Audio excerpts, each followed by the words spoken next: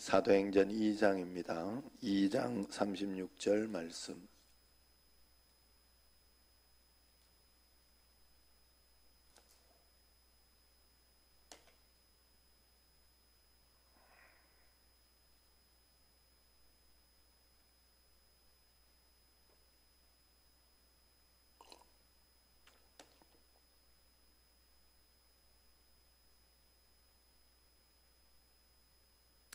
같이 한 목소리로 읽도록 하겠습니다.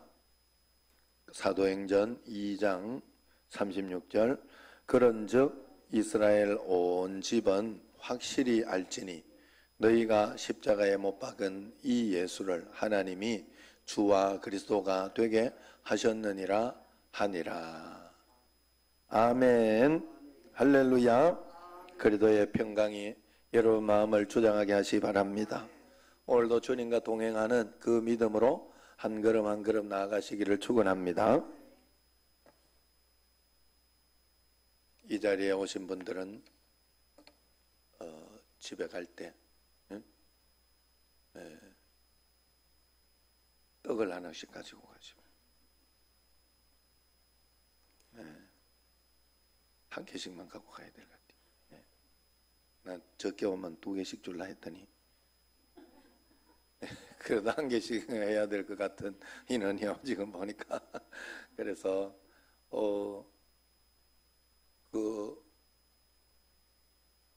어디서 왔는지도 몰라요. 나는 지금 그게 떡이 배달이 돼서 우리 집으로. 내가 내 입으로 했나 주문했나 안 했는 것 같아 나는. 그랬는데 그래서 사돈이 가끔 이렇게 보내가지고 보내면 보냈다고 이야기를 좀 하지도 않고 저번에도 한번 시큰 식집을 어디서 보냈어요. 그래 누가 보냈지 이거 또 물어볼래 누구 물어보지 않기를 잘했어. 또 왜냐하면 식집을 준 누군가가 있었어 저를. 그래가지고 그분한테 물어보려고. 그래 그 식집과 이 식집이 달라. 그래가지고 물어보려고 하다가 참았어요. 그냥 이야기하겠지. 여러분 꼭 뭔가를 하면 꼭 이야기를 해주셔요. 지금 실시간으로 혹시 보낸 사람이 있으면 이야기를 해주세요. 그래서 모르고 있어요. 그런데 한참 뒤에 내가 한 반 정도 이상 먹고 났는데 사돈이 이렇게 혹시 직접 받으셨나요? 이러면서 연락이 와. 얼마나 민망하고 좀 그러든지. 잘 먹고 있습니다. 내가 누군지 몰라가지고 그 이름도 안 적혀있고 이래가지고 몰라서 이야기를 못했는데 그렇게 왔더라고요. 그래 오늘 또 저 떡이 어디서 왔어요. 그래 뒤에 좀 잘 해놔가지고 저 위에 선시 같은 경우에는 빨리 가니까 가기 전에 1개는 꼭 갖고 가도록 해주네. 2개는 안 돼. 1개만. 70세 이상 된 분은 2개 갖고 가세요.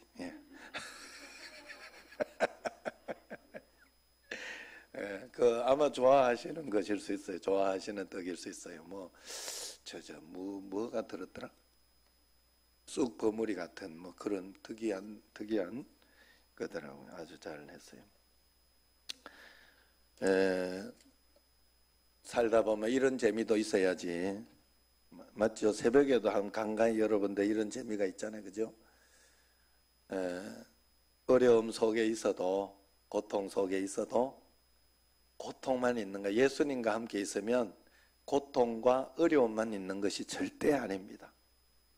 예수님 손 붙잡고 가면 고난 가운데도 즐거운 것이 있고, 우리 부모님과 이렇게 길을 갈 때 그런 것이 있잖아요. 어디 시내를 건너거나 어디 이렇게 힘든 어떤 그런 산길이나 이런 걸 갈 때는 고통스럽고 힘든 일은 분명해요. 거기에 그 고통스럽고 힘든 일은 분명한데 그때는 아버지나 어머니가 번쩍 들어서 나를 안아서 길을 이렇게 건너가는 어떤 그런 때요. 목마를 태워서 건너가는 그런 때가 아니에요. 그러니까 그런 재미와 그런 기쁨이 있다. 예수님과 함께 있으면 그 마음을 늘 가지고 주님 앞에 그 믿음으로서 꼭 살아가시기를 바랍니다.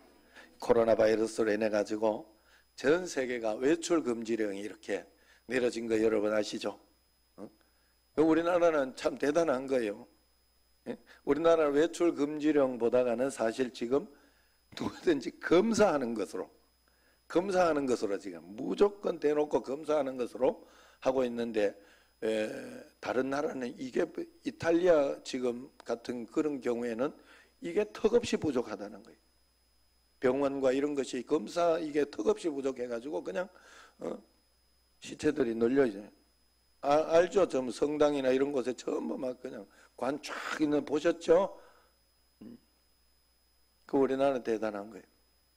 그래서 그런 가운데 우리 그 예정이도 미국이 이렇게 밖에 금지령 그 장사하고 2주간 장사하지 마라.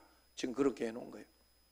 그러면서 외출 금지하고 그러면서 이렇게 특별히 교회는 예배 드릴 수 있는 어떤 그런 실시간에 어떤 그런 것이나 할 수 있는 분들은 괜찮다 뭐 이렇게 이야기를 했다 하더라고요.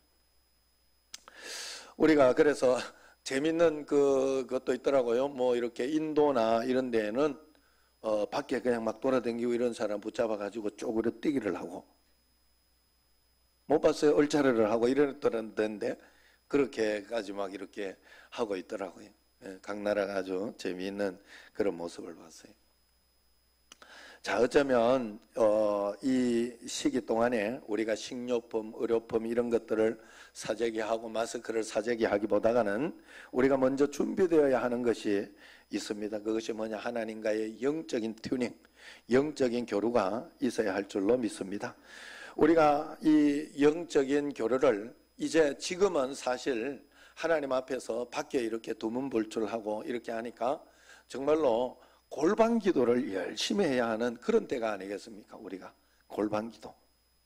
그렇기 때문에 이때 우리가 하나님의 인도하심을 잘 받으며 또 이 시간에 주님과 함께 동행하고 기도하고 말씀을 읽을 때 풍요롭고 생산적인 그런 시기가 되지 않을까 하는 그런 확신이 있습니다. 그래서 지금도 온라인으로 예배를 드리지만은 어느 곳에서 어떻게 예배를 드리든 거기에서 하나님의 임재를 사모하고 갈망하는 곳에는 참된 예배를 드릴 수 있는 줄로 믿습니다. 그래서 신령과 진정한 예배로 누구도 보지 않는 곳에서 신령과 진정의 예배로 주님 앞에 드리는 그런 전화위복의 기회가 되기를 축원합니다. 코로나 사태로 인해 우리 삶에 많은 위기가 왔어요. 올림픽이 연기되었어요. 사상 초유의 사태입니다. 그러나 이러한 때 우리는 위축과 후퇴를 가져와서 방어적인 삶을 사는 것이 아니라 복음과 십자가의 능력이 어떤 것인지를 보여주고 영적으로 재무장하는 그런 시기가 꼭 되어야 할 줄로 믿습니다. 그래서 복음과 십자가의 능력이 어떤 것인지를 보여줄 수 있는 그런 발상의 전환이 우리에게 있어야 할 것입니다. 기독교의 발흥이라는 책에서 보면 변방의 조그마한 신앙 공동체가 어떻게 로마를 정복하고 로마가 기독교 국가가 되었는지를 이야기해주고 있습니다. 그 책 내용에서 결정적인 것은 초대교회 당시 2차례에 걸쳐 일어난 대역병이 있었다고 합니다. 165년 마르쿠스 아우렐리우스 시대에 제국의 3분의 1이 그 사람의 이 3분의 1이 천연도로 삼아 우리나라가 지금 6천만이라고 하면 그 3분의 1이면 얼마예요? 2천만이 죽었다는 거예요. 2천만이. 그 천연도로 인해 가지고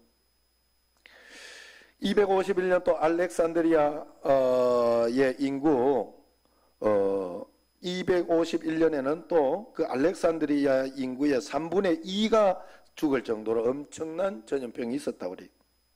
지금의 거는 뭐 아무것도 아니죠. 그때는. 왜냐하면 그때는 손을 쓸 수가 없으니까. 지금은 뭐 격리라도 하고 뭐 이렇게라도 하지만 그때는 이것이 어디에서 누구 사람을 통해서 이렇게 오는 줄 몰랐다는 거죠. 이 바이러스를 참 신기한 게요. 이게 사람을 통해서만 사람을 통해서 감염이 된다는 거예요. 사람이 없으면 감염도 안 된다는 거예요. 죽는다는 거죠. 이 숙주라는 게 그렇다는 거예요. 그래서 엄청난 그런 일이 있었대요. 그럴 때 이교도로 표현되었던 당시 종교 신흥 종교와 또 기독교 공동체가 보여준 태도는 확연하게 달랐다고 합니다. 역병 앞에서 이 교도들은 다 자중질환이 되고 모두 도망을 갔다고 합니다. 그래서 쌓여있는 시체들 가운데 방치되어 있는 쥐들이 막 이렇게 그거를 다루고 하니까 그래서 쥐로 인해 가지고 더 병을 옮기고 막 그렇게 했다는 거 아닙니까? 그러고 있었을 때 초대교회 교인들은 도망가지 않고 쌓여있던 시체들을 다 정리하고 장례를 치르고 태우고 그렇게 했다고 합니다. 그런데도 기독교인 사망률은 오히려 적었다고 합니다. 그 과정에서 면역력이 생겼는지 어쨌는지 모르지만 위기가 발생했을 때 기독교는 이런 부분에서 차별화되고 시대와 민족을 사랑하는 그 그리스도의 정신이 구현되는 좋은 기회로 그렇게 삼았다는 것입니다. 지난번에 제가 한번 보여준 우한시의 코로나로 인해서 모든 사람들이 밖에 나오지 않고 그리고 다 겁을 내고 이렇게 하고 있을 때 거기에서 그리스도인들이 나와서 마스크를 만들어 가지고 그것을 나눠주는 감동적인 영상이 있었어요. 그들은 죽음을 두려워하지 않고 그 가운데서 정말로 마스크가 없어서 두려워서 어디 다니지도 못하고 하는 그 사람들에게 마스크를 나눠주며 그리스도의 사랑을 보여줬다는 것이죠. 기독교는 어려울 때 숨고 없어지는 것이 아니라 더욱 믿음으로 하나님 앞에 죽으면 죽으리다 하는 담대한 믿음으로 주님 앞에 나아가서 정말로 해야 할 일, 사명을 감당하는 그런 종교인 줄로 믿습니다. 그래서 이 어려움을 늘 전화위복의 기회로 꼭 삼아야 할 줄로 믿습니다. 고난과 어려움은 언제나 기회가 되는 것이에요. 우리에게 기회가 있는 거예요. 그 기회로 꼭 삼아야 합니다. 그래서 집에서 드린 예배도 하나님의 임재를 경험할 수 있는 그런 기회로 삼아야 됩니다.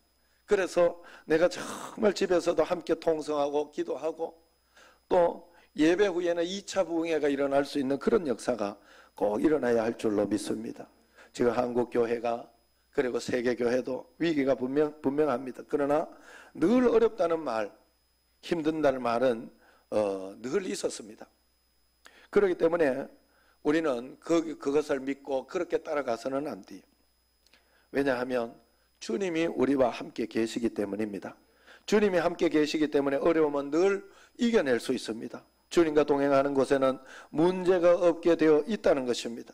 불안하고 걱정되지만 불안과 걱정이 나를 지배하게 해서는 안 됩니다. 하나님이 나와 동행하고 있다는 믿음이 나를 지배하게 해야 돼요. 어렸을 때 저는 학교에서 돌아올 때 저녁이 되거나 이렇게 할 때 집을 오는 게 굉장히 무서웠어요. 학교에서 제가 우리 집을 가려고 하면 갈동이라는 동네를 이름이 갈동해가지고 갈동이라는 동네가 있어요. 그리고 우리 동네는 원래 불미골이었어요. 말하기가 조금 민망해요. 우리 동네는 야동이었어요. 요즘 야동 문제 되잖아, 야동. 엠번방 야동. 이름이 야동이었어. 나 진짜 지금도 생각해보면. 하도 촌에 옛날에 이름이 불이 있었는가 불미골이었어. 불미골.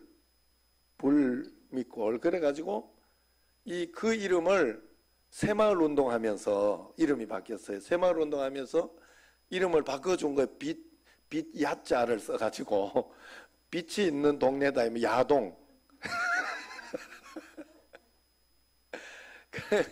그럼 우리 동네는 가려고 하면 갈동이라는 동네를 넘어서 산을 하나 넘어야 돼요. 산 고개를 하나 넘어서 이렇게 가야 되는데 옛날에는 그 고개가 그렇게 높았는데 지금 가보니까 요만한 우리 언덕보다는 조금 높더라고. 우리 여기 지금 교회 오는 여기 언덕보다는 조금 높고 그렇다고 그렇게 높은 산은 아니었더라고요. 그런데 거기가 어스름하기만 하면 굉장히 겁이 났어요. 두렵고 떨리고 그래가지고 막 뛰가기도 하고 소리를 지르면서 노래를 부르면서 막 가기도 하고 그랬던 기억이 나요. 그러나 수요일 예배나 아니면 주일 저녁 예배나 철야 예배나 이런 것을 이렇게 한 번씩 갈 때에는 분명히 더 어둡고 컴컴하고 겁이 나는 곳이었지만은 그만큼 두렵지 않았어요. 왜 그랬을까요? 예, 이유는 한 가지죠. 어머니하고 함께 갔기 때문에 그렇죠. 어머니하고 함께 갔기 때문에 막 뛰어놀면서 막 노래 부르면서 즐거우면서, 그래 조금 가다 좀 겁나면 어머니 옆으로 다시 탁 와서 어머니가 있다는 걸 확인하고 그러면서 이렇게 갔던 기억이 납니다. 여러분, 우리가 하나님 앞에서 이 땅에 살아가면서 예수님 믿는 것도 이것과 똑같다는 사실을 절대로 잊어서는 안 됩니다. 예수님 믿는 걸 뭐 다르게 생각하면 안 돼요. 보이지 않는 이 하나님이, 예수님이 성령으로 지금 나와 함께 계시기 때문에 나와 동행하고 있는 거예요. 이것을 믿는 믿음으로 오늘도 한 걸음 한 걸음 살아가는 게 예수님 믿는 믿음인 줄로 믿습니다. 여러분, 언제나 위기는 있고 어려움은 있습니다. 그 사실을 여러분 잊어서는 안 돼요. 그러나 이때마다, 위기가 있을 때마다 우리가 점검해야 되는 것은 이 위험이 얼마나 크고 이게 언제 끝날 것인가, 이런 것을 볼 필요는 없어요. 하나님 앞에서 내가 정말로 말씀대로 잘 살고 있는가, 그리고 내 신앙이 올바른가, 내가 정말로 이 가운데에도 믿음이 있는가, 하나님을 바라보고 있는가, 주님이 나와 동행하심이 내가 믿어지는가 하는 그것을 확인하며 따라가야 됩니다. 그래서 우리가 지금 이 시기에 점검해야 할 것이 뭐냐, 내게 진정한 복음, 올바른 복음이 내게 있는가를 한번 점검해야 할 줄로 믿습니다. 예수님을 나의 구세주로 영접하고 동행하는 그 믿음이 우리에게 있는지를 한번 살펴봐야 된다는 거예요. 신앙생활에서 가장 안타까운 것은 예수님을 구세주로 믿고 구원을 받았다 하는 믿음은 있는데 실제로 생활에서 예수님을 나의 주인으로 믿지 않고 있다는 것을 발견하게 됩니다.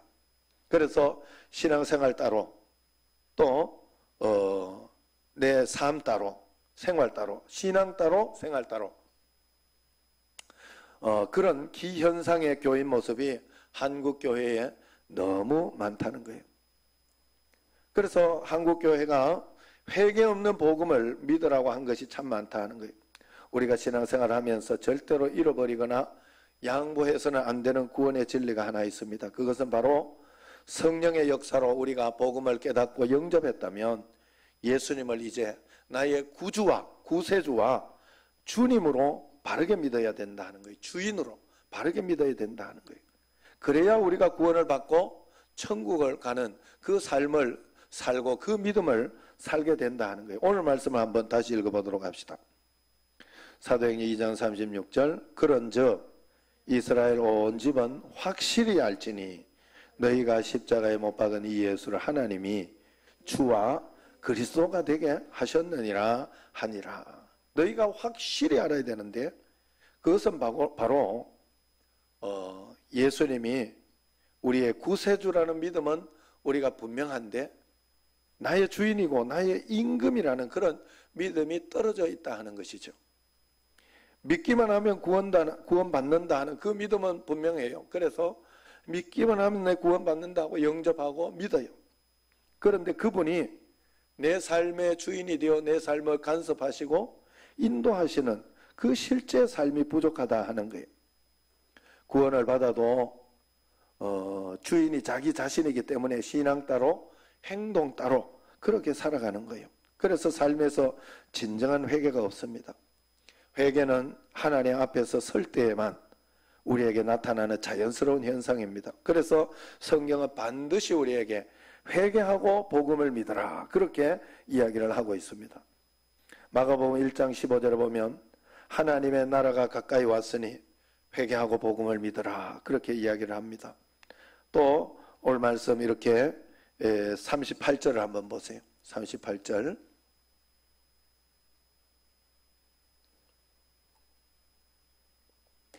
같이 한번 읽도록 하겠습니다.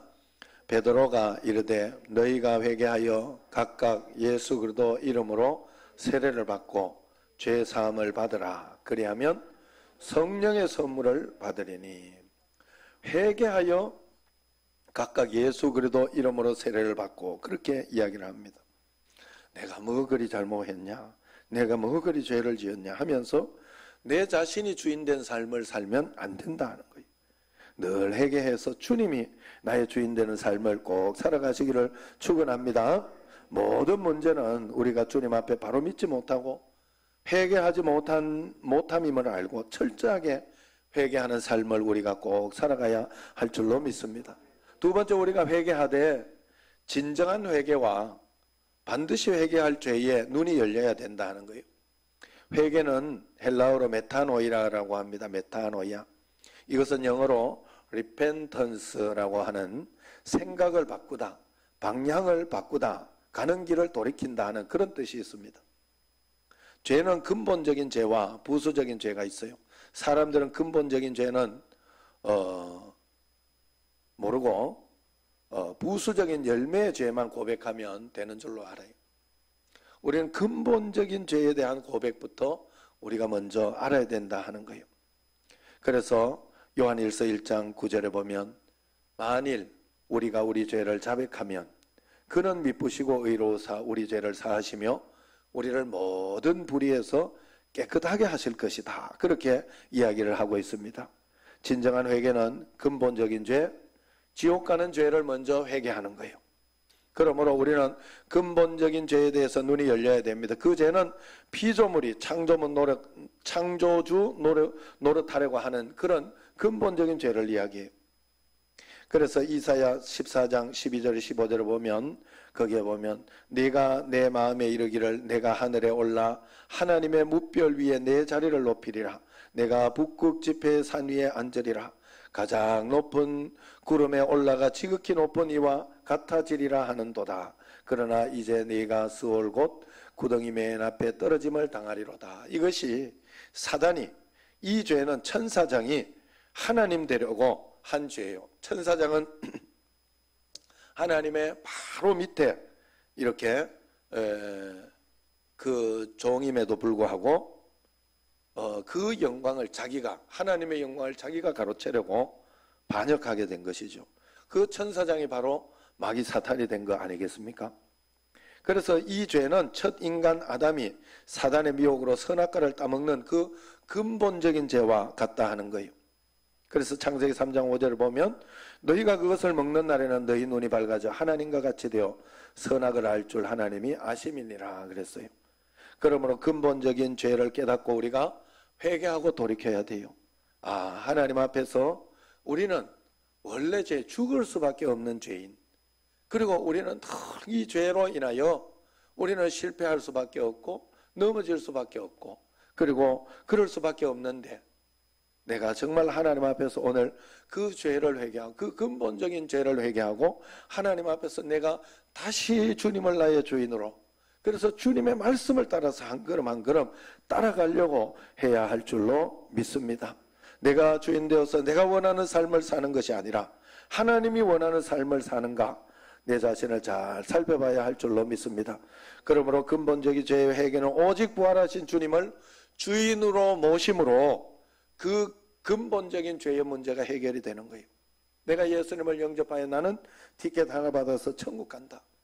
예수님이 아니면 천국을 갈 수 없기 때문에 그 말은 맞는 말입니다만은 내가 믿었다 해놓고는 믿지 않는 삶을 산다면 믿은 것은 아니에요. 믿은 사람은 반드시 믿음의 행동을 하게 돼 있어요. 믿는 사람은 반드시 그 믿음의 행함을 하게 돼 있어요. 그래서 그 믿음의 행함이 여러분들이 사실 예배당에 나오고 헌금을 하고 봉사를 하고 그런 것으로 나타납니다만은 우리 예수를 믿는 그리스도인들이 계속해서 그 초보 신앙이 아니면 처음부터 안 믿었는지 그건 잘 모르겠어요. 그러나 더 초보 신앙에 머물러 있는 거예요. 어린아이 신앙에 머물러 있어요. 그냥 무조건 달라고 그런 신앙만 가지고 있다는 것이죠. 그러나 예수를 믿는 근본적인 것은 내가 하나님의 말씀을 듣고 하나님 뜻대로 한 걸음 한 걸음 순종하며 따라가는 그 삶을 우리가 배워야 되고 그 삶을 누려야 하는 줄로 믿습니다. 그래서 우리가 근본적인 죄를 회개하며 사는 길은 십자가의 죽으시고 부활하신 예수님을 믿고 주인으로 모실 때 참 회개가 되어 근본적인 죄에서 해방을 받는데, 이때 근본적인 죄를 회개한 사람은 주를 위하여 살게 된다 하는 거예요. 사명을 가지고 살게 된다 하는 거예요. 예수님 믿으면서 이제 여러분들에게 마음속에 다시 와야 하는 것이 뭐냐? 내게 정말로 참된 예수 그리스도를 믿는 그 믿음의 사명이 있는가? 그 사명으로 나는 살아가고 있는가 하는 것을 알아야 되는 거예요. 그래서 로마서 14장 8절 9절에 보면 우리가 살아도 주를 위하여 살고 죽어도 주를 위하여 죽나니 그러므로 사나 죽으나 우리가 다 주의 것이로다. 이를 위하여 그리스도께서 죽었다가 다시 살아나셨으니 곧 죽은 자와 산 자의 주가 되려 하심이라. 아멘. 예수님이 나의 주인이 되어 있지 않을 때, 내가 예수님을 모를 때는 내가 내 인생을 어떻게 계획할까? 내가 어떻게 살아가야 하나? 내가 정말로 이 상황 가운데, 이 어려운 가운데서 내가 이것을 이겨낼 수 있을까? 극복할 수 있을까? 그런 것을 생각하면서 그렇게 살겠지만은, 그것이 전부인 줄 알고 그렇게 살겠지만은, 예수님을 영접하고 난 뒤에는 하나님이 나를 어떻게 살려고 만드셨을까? 내 인생은 하나님이 어떻게 계획하셨을까? 어떻게 인도하실까? 그것을 보려고 하고 그것을 따라가려고 한 걸음 한 걸음 살아가는 그 사명자로 바뀌게 되는 줄로 믿습니다. 여러분, 부활의 주님이 우리의 구세주일 뿐만 아니라 주님을 주인으로 내 마음에 영접했을 때는 믿는 것과 사는 것이 하나 되어 사람이 반드시 변하게 되어 있어요. 그리고 이렇게 믿는 사람이 구원받는 천국의 사람이 되는 것입니다. 그래서 요한복음 16장 9절을 보면 죄에 대하여라 하면 그들이 나를 믿지 아니함이요, 그렇게 이야기를 하고 있습니다. 여러분, 정말 하나님을 우리가 믿고 있습니까? 주님이 지금 나와 함께 계신 것이 맞나요? 오늘 예배를 드리면서 여러분 늘 그런 마음을 가지고 있어야 돼요. 정말로 주님이 함께 계신 것이 분명하고 또 그분을 따라 산다면 나는 주님 앞에서 주님과 함께 동행하는 삶을 산다면 그것이 하나님 앞에 온전하게 사는 것이다. 그럼 오늘 예배를 드리면서 우리가 늘 하나님 앞에 자세가 바뀌게 돼. 예배를 본다. 예배 보러 온다. 이런 이야기가 있죠. 예배 보러 온다. 정말로 예배를 보러 오면 안 되는 거예요. 예배를 드리러 오되 주님 앞에 온전히 예배 드리러 오는 거잖아요. 우리가 예배를 관전하러 오는 게 아니라는 거예요. 그래서 예배를 마쳤을 때 여러분 마음에, 언제나 여러분 마음에 이런 마음이 들어야 돼요. 마음속에서 하나님이 오늘 나의 이 예배를 기쁨으로 즐겁게, 하나님이 영광스럽게 나의 예배를 받으셨을까? 하나님이 나의 예배를 기뻐하셨을까? 나는 신령과 진정으로 주님 앞에 예배 드렸던가? 나의 이 예배는 신령과 진정이었던가? 그러면서 두렵고 떨리는 마음으로 주님, 나 오늘 예배 주님 앞에 잘 드렸나요? 주님, 나의 이 예배를 기쁘게 받으셨나요? 하는 그런 마음으로 이렇게 끝나야 되는데, 예배가 마치고 예배를 관전하고 예배를 보러 왔다, 보러 온다, 그렇게 하면 오늘 뭐 말씀이 어땠네? 좋았네 만에. 찬양이 어땠네? 좋았네 만에. 내가 보는 거니까, 내가 그 무대에서 뭔가를 보려고 하는 거니까 그럴 땐 그럴 수 있죠. 관객의 입장에서는, 내가 관객의 입장이면 오늘 연극이 좋았니 말았니, 영화가 좋았니 말았니, 이렇게 이야기를 할 수 있어요. 거기에 따라서 내가 다를 수 있으나 우리는 관객이 아니다는 거예요. 관객은 하나님이 우리의 예배를 받으시는 관객이요. 그럼 오늘 이 예배를 하나님이 기쁘게 받으시는가? 나는 지금 하나님의 말씀을 듣고 있는가? 강연을 듣고 있는가? 그것이 분명해야 된다. 그것이 분명. 예수님을 내가 교회에 얼마나 다녔냐? 이렇게 우리가 이제는 물어서는 안 된다고 했지요. 예수를 얼마나 믿었냐? 이렇게 물어서는 안 된다. 당신은 주님과 동행한 지 얼마나 됐는가? 주님과 지금도 동행하는 삶을 살고 있는가? 이렇게 믿으면서 주님과 함께 동행하는 시간, 내가 정말로 주님과 함께 하고 있다는 그 의식하고 있는 그 믿음이 우리에게 분명히 있어야 할 줄로 믿습니다. 오늘 예배 주님 앞에 온전하게 드리신 줄로 믿습니다. 우리 안에는 예수님이 성령님으로 오신 것이 분명합니다. 그러므로 일단 우리 마음속에 두려움을 버리고 담대한 믿음을 꼭 가지시기를 바랍니다. 그렇다고 해서 두려움을 버리고 담대함을 가지라고 해서 마음대로 살라는 게 아니요. 그러니까 여러분 교회 나올 때도 이렇게 좀 열이 있고 좀 힘들고 그렇다 이럴 때에는 조심을 해주는 것이 좋고, 그러면서 하나님 앞에서 더 주의하면서 기도하면서 하나님 앞에서 그렇게 또 이런 나는 예수 믿으니까 괜찮아 이러면 안 돼. 믿음은 그런 게 아니요. 여러분 다 다르다고 그랬어요. 각자가 다 달라요. 하나님이 각자가 자기에게 주는 모든 것이 다 달라요. 베드로는 푹 자다가 하나님의 인도하심을 따라서 감옥에 나와가지고 탈출을 했어요. 그것 때문에 감옥의 그 간수가 죽어버렸어요. 사형을 당해버렸어요. 그러나 바울과 실라는 찬송 부르다가 감옥 문이 열렸어요. 열려가지고 알아가지고 이렇게 도망간 줄 알았는데 도망가지 않았어요. 하나님의 말씀에 따라서. 그래서 거기에 있는 간수 온 가족들을 구원하게 되었어요. 각자 상황과 환경에 따라서 하나님이 주시는 말씀이 다 다른 거예요.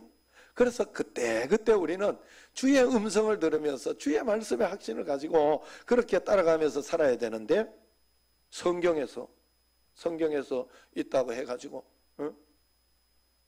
무리를 걸었던 그 베드로의 이야기를 보면서 나는 하나님을 믿기 때문에 나 무리를 걸 수 있어 이래가지고 배에서 팍 이렇게 뛰내렸다 이러면 바로 빠지는 거예요. 베드로하고 내하고 상황이 달라. 베드로는 그때 필요했어. 그게 왜냐하면 성경이야. 성경. 예수님이 그것도 오래 걷지도 못했잖아요. 걷다가 상황과 환경을 보고 겁이 나가지고 쑥 빠졌잖아요. 그걸 하나님이 그 기록해야 될 성경으로 가르쳐 주려고 하는 거 아니에요. 평생 한번 베드로는 그거 한번 해본 거 아니에요. 그때 상황과 또 지금 상황이 다르고. 그러니까 하나님이 그러면 지금은 안 되는 거냐? 뭐 될 수도 있지. 하나님께서 하나님이 역사하시고 하나님이 허락하셨다면. 어떤 사람은요, 여러분 잘 봐야 돼. 성경을 잘 보면 예수님이 어떤 사람은 침을 뱉어가지고 진흙을 이렇게 진흙에 가지고 발라가지고 고친 사람이 있고 그냥 말씀으로만 고친 사람이 있고 그런 거예요. 다 다른 거예요. 똑같은 게 아니에요. 그럼 언제나 하나님께서 내게 주시는 메시지, 말씀, 하나님이 나를 인도하시는 그 말씀과 그것을 잘 들으려고 해야 돼요. 그래, 그거 잘 들으려고 하는 것이 여러분들이 말씀으로 한 걸음 한 걸음 내공이 쌓여야 되지. 금방 내가 예수 믿었다고 금방 태어났다고 되는 게 아니에요. 어린아이가 아무리 자기가 소꿉장난하면서 아무리 내가 아빠고 너 엄마야 막 그러면서 너 아들해 이러면서 막 여보 이러고 그러고 돌아다녀도 아직 아닌 건 아닌 거예요. 흉내는 낼지 몰라도. 그래, 여러분들이 믿음의 내공이 많이 쌓여야 할 줄로 믿습니다. 하나님 앞에서 여러분들이 충분히 정말 내공이 쌓여야 돼요. 그리고 영적으로 강력하게 세워질 수 있도록 하나님 앞에 한 걸음 한 걸음 가야 할 줄로 믿습니다. 그래서 두려움은 없지만은 주님의 뜻은 진지하고 귀하게 받아야 할 줄로 믿습니다. 철저하게 내가 말씀대로 살려고 매일매일 주님 내게 인도하심이 무엇입니까? 그러면서 주의 뜻을 따르려고 노력하고 애를 써야 돼요. 그렇게 해도 잘 안 들릴 거예요. 처음에는. 그렇다고 의심하고 걱정하지 마세요. 걱정하지 마세요. 계속 그렇게 살다가 보면 어느 날부터 여러분 간증이 달라지고 어느 날부터 들리는 게 달라져요. 하나님 앞에서. 성숙해서 그래요. 성장해서 그래요. 예수님 믿으면서 여러분 콩나물 시루에 물을 주면 다 빠져나가는 것 같아도 오늘 여기 한번 예배를 드리고 주님 앞에 나와서 이렇게 하나님 앞에 나아가고 기도하고 하는 것이 다 그냥 아무 소용이 없는 것처럼 지나간 것 같아도 하나님 앞에 복음을 그대로 믿고 가는 사람은 어느 날 내공이 쌓여져 있는. 그래 예수님 안에서 잘 믿은 사람과 그렇지 않는 사람은 분명히 다르요. 먼저 된 자가 나중되고 나중된 자가 먼저 될 수 있어요. 늘 주님 앞에 매일매일 하나님의 인도대로 살려고 여러분 꼭 노력하시기를 바랍니다. 그러면 주님이 역사하실 것입니다. 여기에 함께 계신 간증으로 여기에서부터 하나님 나라를 살고 여기에 살면서 여러분 세상의 법칙과 세상의 어떤 그런 것들을 따르고 순종하고 그렇게 하지만 그보다 더 큰 하나님의 통치를 나는 받고 있다. 그렇기 때문에 그 하나님의 통치 가운데 오늘도 한 걸음 한 걸음 살고 있다는 믿음으로 매일매일 살아내는 여러분과 저가 되기를 주의 이름으로 축원합니다. 기도하겠습니다.